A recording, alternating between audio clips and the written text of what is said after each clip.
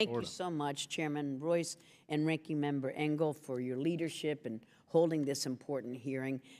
Ted and I, in our Middle East and North Africa Subcommittee, held a similar hearing last year when we heard from IRI and NDI, who are with us today, as well as from IFAS and Freedom House. And these organizations make up 4 major implementers of U.S. democracy and governance assistance. I'm grateful to each and every one of them, as well as to Ned, for their constant efforts, not just in the Middle East, but every place where freedom and human rights are under attack.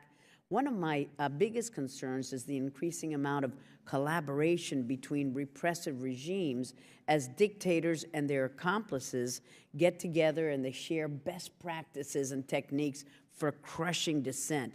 We see it in places like Egypt, where Sisi is using similar tactics deployed in other countries and implementing choking restrictions on NGOs, on foreign aid, and the media.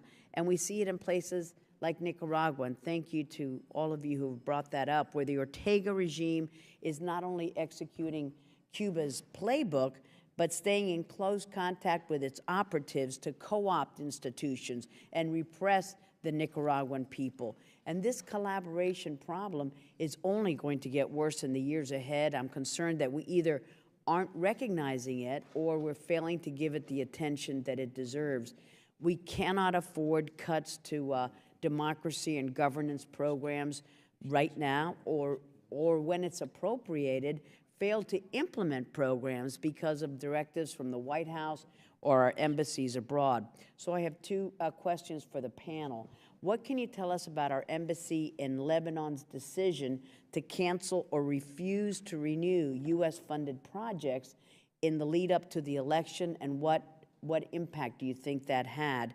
And on Nicaragua, despite being designated for democracy, much of our aid ends up funding programs barely related to democracy and governance, if at all. What is your experience with U.S.-funded aid projects in Nicaragua, and how can we do better?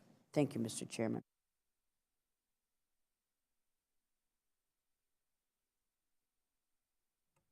In the case of Nicaragua, we have been working there for the past 5 years, well, going back to earlier times, but our latest effort, we have been working on youth leadership programs and have worked with more than 8,000 youth on a very extensive coursework and academies to develop youth engagement.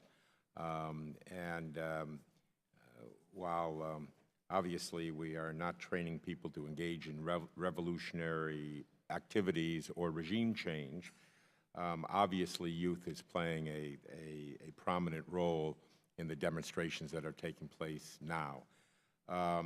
Our programs, and I believe the programs of IRI, have been supported by both the NED and USAID, and I think that there is a commitment on the part of USAID to continue this effort. It's a very tense and difficult time right now, but I think there is a commitment. In terms of the Lebanese elections, we were in Lebanon for the elections with an international observer delegation. This was funded by the National Endowment for Democracy. Funding was not available by USAID, but the State Department and the embassy and the USAID mission were quite supportive of that effort when we were in country and the work that we did preceding the elections.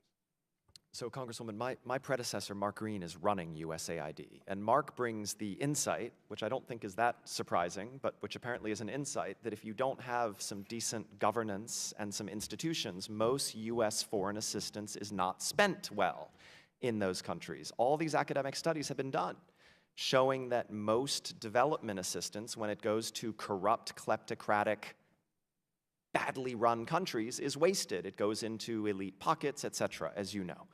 So another way to think about this democracy and governance work, whether it's in Nicaragua, whether it's in Lebanon, whether it's elsewhere, is that it basically offers you a real return on the other investments one is making in that country, that America is making in that country. And that if you don't have decent governance and some degree of democratic rule of law, you're not going to get very far with all your other efforts at engagement, whether they're military, whether they're business, etc.